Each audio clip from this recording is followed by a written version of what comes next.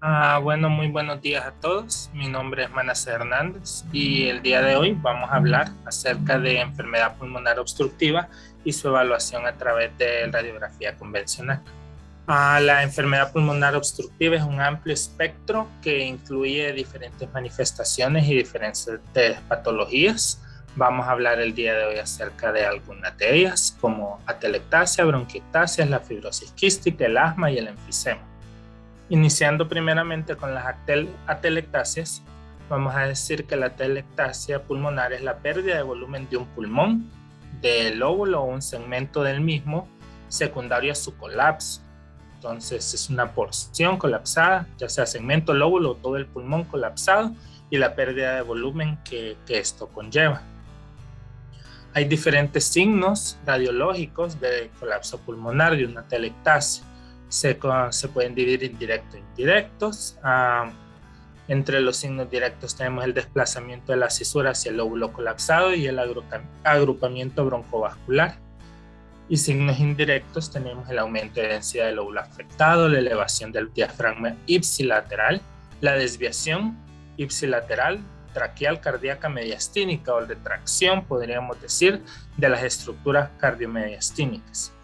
La elevación o descenso iliar, dependiendo de dónde se produjo el colapso, hiperinsuflación compensatoria de otros lóbulos y del pulmón contralateral, el estrechamiento ipsilateral de espacios intercostales y desplazamiento de marcas parenquimatosas.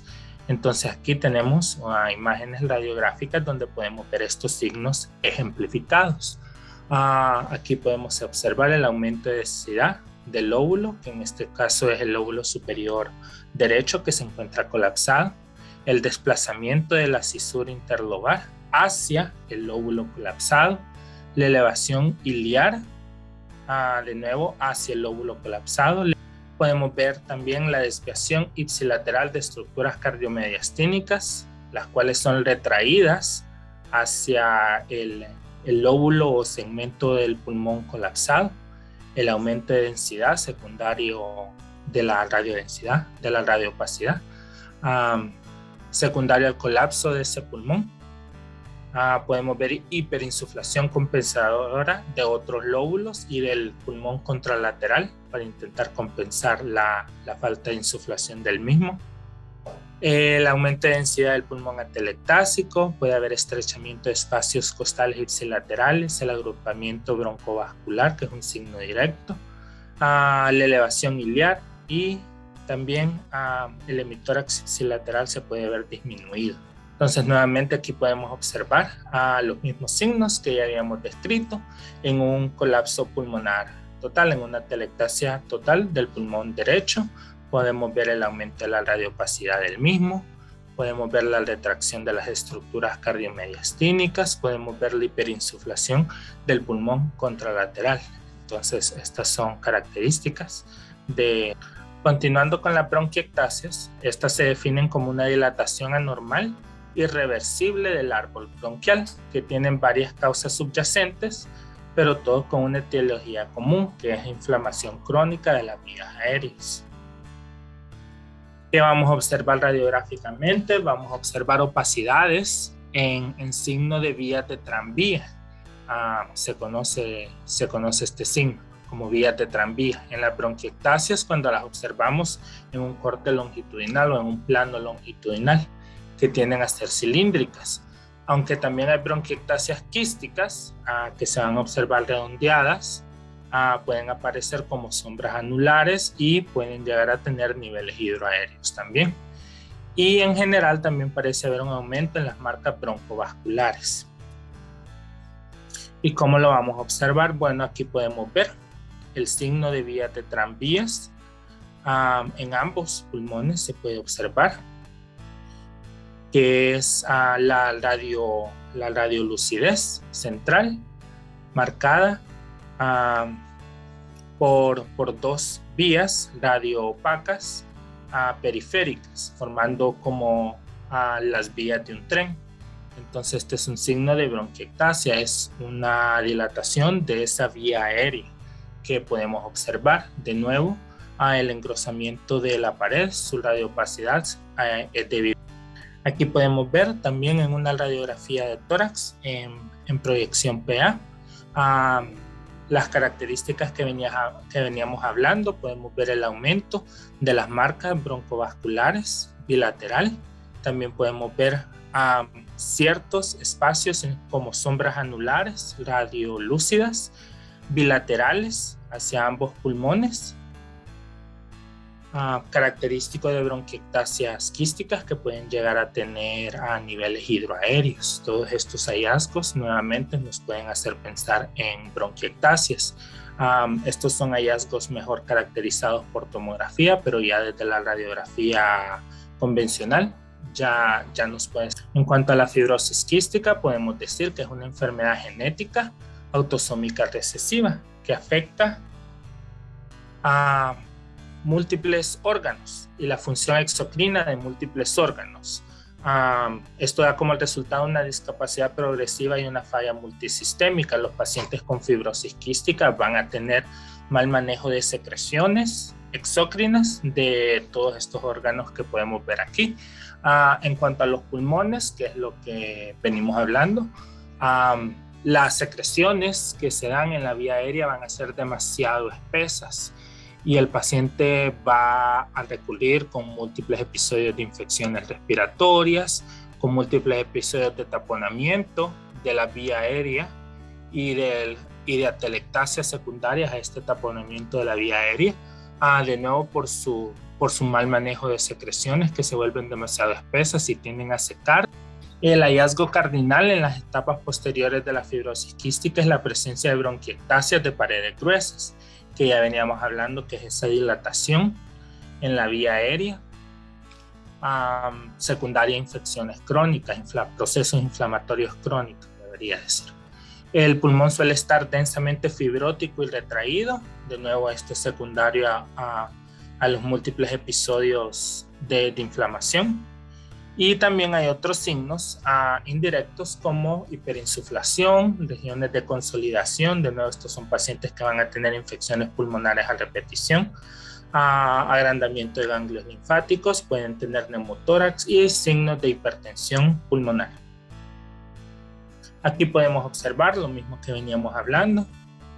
Aquí un paciente cursando con un proceso infeccioso, podemos ver múltiples áreas de consolidación bilaterales, parchado, de distribución difusa. También podemos observar, sobre todo a nivel central perihiliar, múltiples sombras anulares radiopacas, radiolúcidas, disculpen,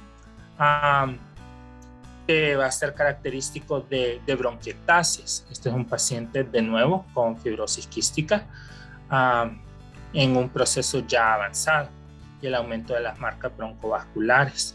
En esta otra radiografía podemos observar de nuevo lo que hablábamos de que estos son pacientes que tienen mal manejo de secreciones. Sus secreciones tienden a ser demasiado espesas y tienden a secarse en la vía aérea y esto va a llevar a taponamiento de moco, tapones de moco que produzcan taponamiento de las vías aéreas, lo que puede llevar a estos que podemos observar aquí, que son atelectasias. Aquí podemos observar una atelectasia del lóbulo medio del pulmón derecho, un aumento en las tramas broncovasculares.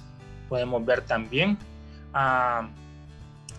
bronquiectasias bilaterales en ambos pulmones, estas sombras anulares que podemos observar, y todos estos son hallazgos que de nuevo en el contexto clínico de un paciente, de nuevo estos pacientes pueden llegar a tener colapsos pulmonares, atelectasias pulmonares completas, mientras cursan con procesos infecciosos que también aumentan las secreciones de estos pacientes.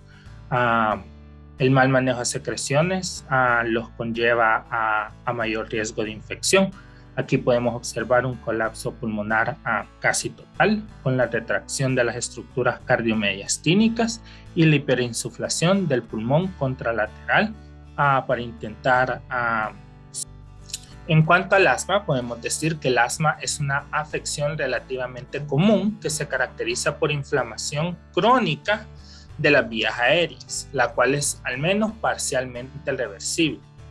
y también conlleva una obstrucción de las vías aéreas que tiende a ser de nuevo, por lo menos al inicio de la enfermedad, reversible, que también puede llevar a una obstrucción crónica y atrapamiento crónico de aire pulmonar.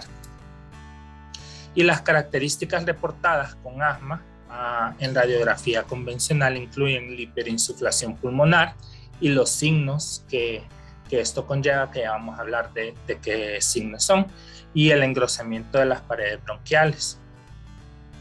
Entonces, el asma va a tener signos indirectos en la radiografía de atrapamiento aéreo. De nuevo, estos signos no van a ser específicos del asma, pero en el contexto clínico de un paciente nos puede hacer pensar de nuevo en un diagnóstico, en el diagnóstico de asma. Entonces siempre va a ser muy importante conocer los datos clínicos del paciente, ya que los hallazgos no van a ser específicos para esta enfermedad, sino que son hallazgos generales de atrapamiento aéreo. Entre ellos vamos a poder observar la horizontalización de las costillas, vamos a poder observar el aumento de la radiolucidez de los pulmones. Vamos a ver el aplanamiento diafragmático, vamos a poder ver en la radiografía de tórax lateral el aumento del espacio aéreo retroesternal, también el aumento del diámetro anteroposterior de la caja torácica. Normalmente el diámetro transverso debería ser mayor que el diámetro anteroposterior.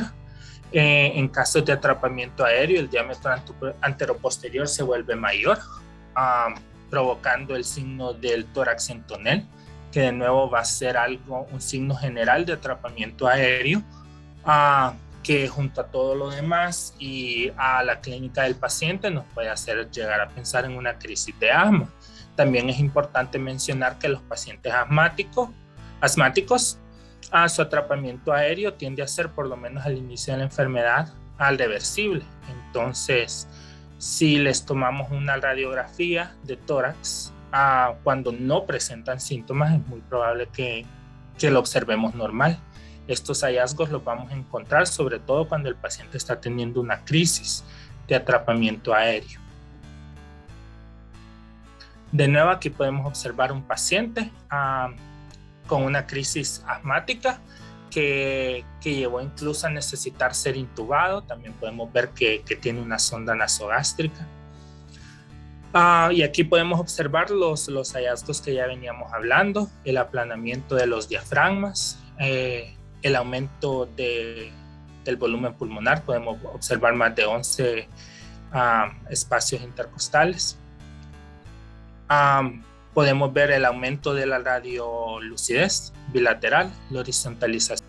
En cuanto al enfisema, vamos a decir que se define como el aumento anormal permanente de los espacios aéreos distales a los bronquiolos terminales, acompañado de destrucción de la pared alveolar y sin fibrosis evidente. El enfisema se evalúa mejor en la tomografía, aunque también podemos ver algunos signos indirectos en la radiografía convencional. El enfisema va a ser esa destrucción de los espacios aéreos alveolares, que son distales en los bronquiolos terminales, y el atrapamiento aéreo que esto conlleva. Los signos, de nuevo indirectos, de atrapamiento aéreo también van a ser característicos del enfisema, solamente que los pacientes con enfisema ya van a cursar con un proceso más crónico. Esto va a ser debido y sus antecedentes van a ser diferentes a aquellos de un paciente con asma. En la mayoría de los casos, un paciente con enfisema va a ser un paciente mayor, con antecedentes de tabaquismo, ya sea tabaquismo activo o pasivo. Puede tener antecedentes de déficit de alfa-1 antitripsina. Entonces el contexto clínico del paciente va a ser diferente a aquel paciente con una crisis asmática. Ya que los signos que vamos a observar en la radiografía convencional de nuevo son de hiperinflación, son de atrapamiento aéreo, son signos inespecíficos, pero que en el contexto clínico del paciente nos puede llevar a pensar ya sea asma, enfisema o alguna otra patología. Los signos que ya habíamos hablado de hiperinsuflación, y también podemos ver algunos cambios vasculares. como la escasez de vasos sanguíneos que a menudo están distorsionados. Esto es por la destrucción de la trama de tejido conectivo que se produce en el enfisema. Y también pueden haber hipertensión pulmonar. Entonces, de nuevo, aquí podemos ver algunos de los signos de atrapamiento aéreo que ya veníamos discutiendo. El aplanamiento de los diafragmas, el aumento de los espacios intercostales, la horizontalización de las costillas. Aquí podemos ver el aumento de la radiolucidez bilateral pulmonar debido al aumento del aire. Podemos ver un elongamiento de la silueta cardiomediastínica. En la radiografía lateral podemos observar el aumento del espacio aéreo retroesternal y el aumento del diámetro antero-posterior torácico. Un tórax en tonel. Todos estos, de nuevo, signos típicos de atrapamiento aéreo. Aquí podemos ver, de nuevo, los signos que ya veníamos hablando. Podemos ver que este paciente tiene una afección sobre todo hacia los segmentos superiores, los lóbulos superiores de ambos pulmones, con pérdida de la trama broncovascular en estas áreas. Todos estos, de nuevo, signos no específicos, pero que en el contexto clínico nos puede llevar a hacer pensar a un paciente con enfisema. Hola, buenos días. Muchas gracias, Manasés, por la clase. Estuvo bien bonita, bien completa. La dio muy bien, excelente. No creo que haya mucho por agregar. Sin embargo, a veces ya en la práctica, pues la interpretación de los estudios de radiología convencional, pues podrían ser bastante desafiantes. Sobre todo cuando no tenemos el entorno clínico adecuado. Entonces, solamente para siempre nunca perder la costumbre en estas clases, quisiera solo hacer 2 consultas nada más. La primera de ellas, para Rina, sobre todo cuando estamos hablando de bronquiectasias. Cuando estamos hablando de bronquiectasias, hay una relación entre la arteria y el bronquio. ¿Cuál es esta relación, Rina? 2-1, ¿no? ¿A favor de quién? De la arteria. Ok, ahora explíquelo. Así, o sea, 2-1 significa que la arteria es 2 veces más grande que el bronquio. Es 2 veces más grande que la... Ajá. Sí, o 1-1 incluso podría ser, pero nunca debería de superar el bronquio la arteria, porque si la superara, entonces estaríamos hablando de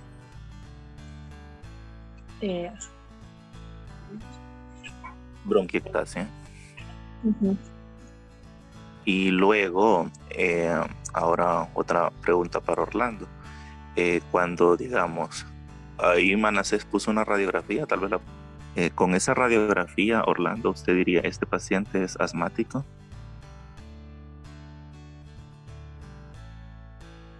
Hola, buenos días. Pues solo con la radiografía, no. El diagnóstico de asma se hace por clínica, pero generalmente la radiografía de tórax se pide en los pacientes asmáticos únicamente para descartar si tienen alguna complicación y como una neumonía, por ejemplo. Pero podemos ver en la radiografía datos indirectos que nos indiquen que el paciente pueda tener hiperinsuflación pulmonar, ¿verdad? Como lo que sucede en el asma, ya que los pacientes tienen dificultad con el flujo expiratorio. Entonces esos datos que ya mencionó Manasés de hiperinsuflación, el aplanamiento de los diafragmas o incluso la inversión de los diafragmas, el aumento de los espacios intercostales, el aplanamiento de las costillas, la hiperlucidez del pulmón. Eso nos pueden ayudar a que nosotros sospechemos, pero el diagnóstico de asma se hace mediante clínica, no es radiográfico. Así es, entonces sí, lo único que podríamos nosotros mencionar es que realmente hay datos de hiperinsuflación pulmonar, de atrapamiento aéreo. Entonces, que en el entorno clínico adecuado, pues debería, o sea, estos datos de imagen deben de ser correlacionados con clínica. O sea, y es lo que a veces no nos dan a nosotros y quieren que nosotros hagamos interpretación. Entonces nosotros también tenemos que saber qué limitaciones tienen los estudios de radiología convencional y únicamente establecer diagnósticos diferenciales, pero que deben de ser correlacionados. Bonita clase, Manasés. Gracias por ella. Gracias por todas las aportaciones de ustedes. En realidad, esta patología es dependiente del conocimiento clínico y de la información y la anamnesis que tengamos en el momento de evaluar cualquier radiografía de tórax. Definitivamente, el conocer todos estos hallazgos nos ayuda mucho en el momento de evaluar una radiografía. Pero sin el contexto clínico adecuado es muy difícil dar un diagnóstico preciso. Pero nuevamente, felicidades, muy bonita esta clase. Si no hay más preguntas o comentarios, concluiríamos con la clase del día de hoy.